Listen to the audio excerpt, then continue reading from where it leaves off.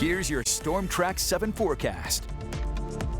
Good evening, Eastern Iowa. I'm Storm Track 7 meteorologist Danny Cassidy. It's been very consistent weather this week with some rain, some fog, and tonight is going to be no different. A dense fog advisory in effect for much of the area for our central and eastern Iowa, eastern parts of the viewing area, in particular this evening through 10 a.m. tomorrow morning. Now, even with counties not in the advisory, technically, we can still see some patchy, dense fog at times with visibility a quarter mile or less. Now, in terms of the wind helping us out, not going to be much of a factor like it has been all week. Really only about 5 miles per hour through the overnight hours, then maybe close to 10 miles per hour during the day tomorrow. So again, that wind we usually rely on to help break apart and thin that fog out, but it's not going to be much of a help. But the good news is that with little wind means little wind chill as well. So a silver lining there with those quiet winds. In terms of what to expect for the rest of the night, beside the fog, not a whole lot, just a lot of clouds. That rain that moved through moves off to the northeast, and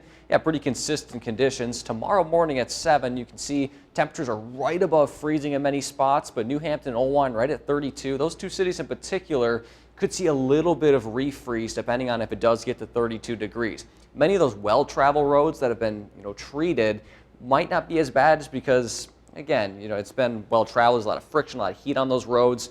But any of that rain or any melting snow that's on sidewalks, parking lots, or those less traveled roads could be a little bit slick. So just keep that in mind as you head out the door tomorrow morning. Then during the day on Saturday, again, nothing really too out of the ordinary. We'll see a lot of clouds and temperatures right in the mid-30s. In terms of those low temperatures, again, right above freezing in many spots, or at freezing in New Hampton and Oelwein, maybe Cedar Rapids as well. Cloudy skies with that dense fog over much of the area. And during the day tomorrow, for our last weekend of January, mid to upper 30s for highs. Morning fog, and then we'll lift a little bit, but I think we'll still see areas of patchy fog. Cloudy skies with that light northwest wind. Your city-by-city forecast for Waterloo, Dubuque, Cedar Rapids, and Iowa City. Sunday might see a little bit of sunshine during the afternoon hours.